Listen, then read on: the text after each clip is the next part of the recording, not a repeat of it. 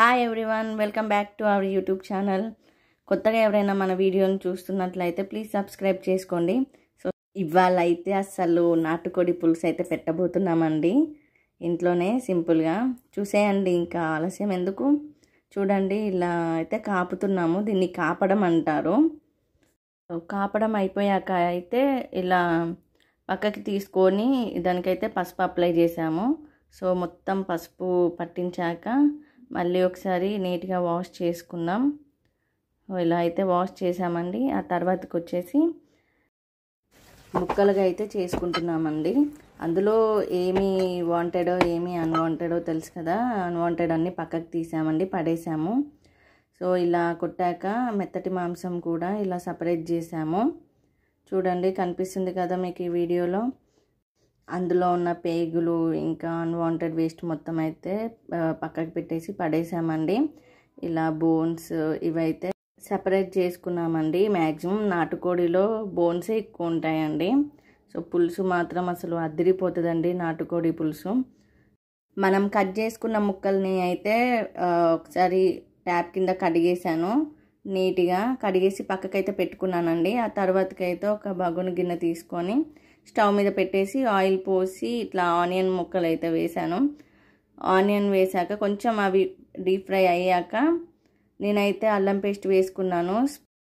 1.5 spoon అల్లం paste అయితే వేసానండి.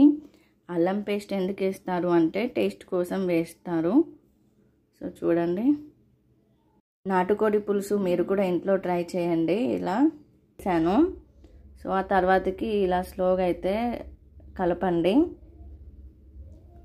చూడండి, ఆనియన్స్ అయితే ఫ్రై అయిపోయాయి. కొద్దిగా కొత్తిమీర, పుదీనా, కరివేపాకు అండ్ పసుపు అయితే వేసానండి. ఇలా మిక్స్ చేస్తున్నాను. కొద్దిసేపు ఇలా కొంచెం మిక్స్ చేసుకున్నాక అయితే వాష్ చేసుకొని పెట్టుకున్న చికెన్ పీసెస్ అయితే స్లోగా కొద్దిగా ఇందులో అయితే వేసుకుందామండి. చూడండి, నీట్గా వాష్ చేశాను.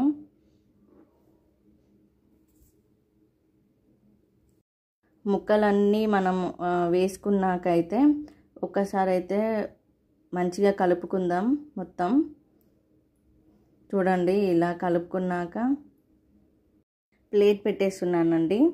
ఒక 10 మినిట్స్ అయ్యాక చూద్దాం. చూడండి, 10 మినిట్స్ అయ్యాక అయితే నేను ప్లేట్ తీసేసాను.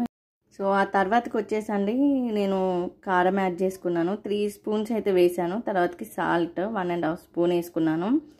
ధనియాల పొడి వేసాను. సో మళ్ళీ ఒకసారి అయితే ఇలా కలుపుకున్నాను మొత్తం. నా టేస్ట్ తగ్గట్టుగా అయితే నేను ఉప్పు కారం అయితే చూసుకొని వేసుకున్నాను.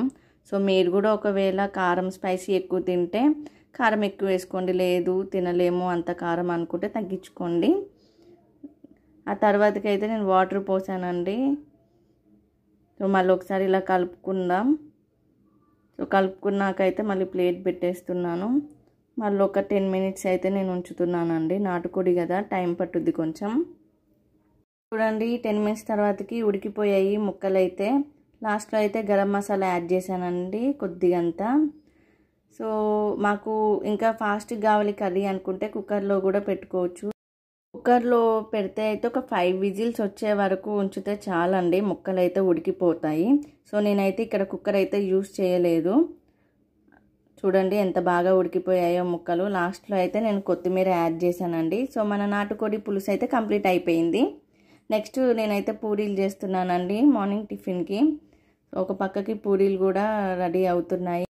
బగారా అయితే వేస్తున్నామండి. ఇవాళ బగారాకి బాస్మతి రైస్ తీసుకున్నాను నేను. 2 గ్లాసులు బాస్మతి రైస్ తీసుకొని ఇలా 3 టైమ్స్ అయితే నేను వాష్ చేశానండి.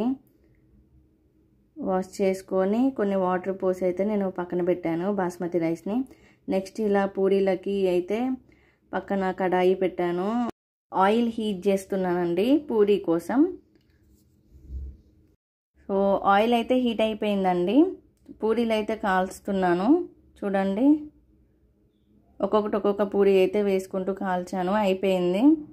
సో నెక్స్ట్ వచ్చేసి బగారా వేస్తున్నాం కదండి. ఇప్పుడు బగారా కూడా చూసేద్దాం. సో నేనైతే ఆయిల్ పోసుకుంటున్నాను 2 స్పూన్స్. లేకపోతే నెయ్యి అయినా వేసుకోవచ్చు మీరు. నాకు ఇప్పుడు నెయ్యి అవైలబుల్ లేదు కాబట్టి నేనైతే ఆయిల్ తీసుకున్నాను. నెక్స్ట్ వచ్చేసి మసాలాలన్నీ అయితే తీసుకున్నానండి 1 by 1. సో మసాలాలు తీసుకున్నాక ఒకసారి ఇలా కలుపుకోండి. ఆ తర్వాతకి అయితే అల్లం పేస్ట్ యాడ్ చేశానండి. తర్వాతకి ఇలా పచ్చిమిర్చి, క్యారెట్స్ వేసుకున్నాను. కొద్దిగంత పుదీనా, కొద్దిగంత కొత్తిమీర, కరివేపాకు అయితే నేనైతే వేసానండి. వేసాకైతే ఒక 5 minutes అయితే కలుపుకోండి. అలానే 5 minutes తర్వాతకైతే మనం వాటర్ యాడ్ చేసుకుందామండి. నేనైతే 2 glasses బాస్మతి రైస్ తీసుకున్నాను కాబట్టి 4 glasses అయితే వాటర్ తీసుకుంటున్నాను.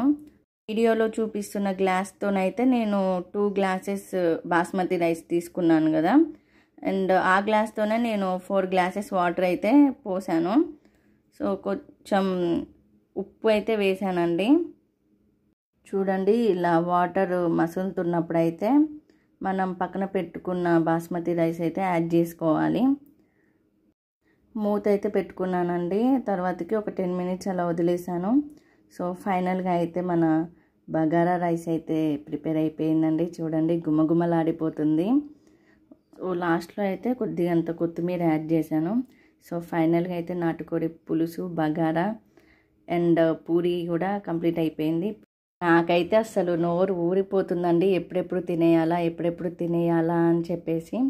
సో మార్నింగ్ టిఫిన్ అయితే పూరి విత్ నాటుకోడి పులుసు అండి. సో టేస్ట్ అయితే చూసేస్తాను. ఇంకా అలా సండే స్పెషల్గా అయితే మా ఇంట్లో నాటుకోడి పులుసు అయితే అయిపోయిందండి.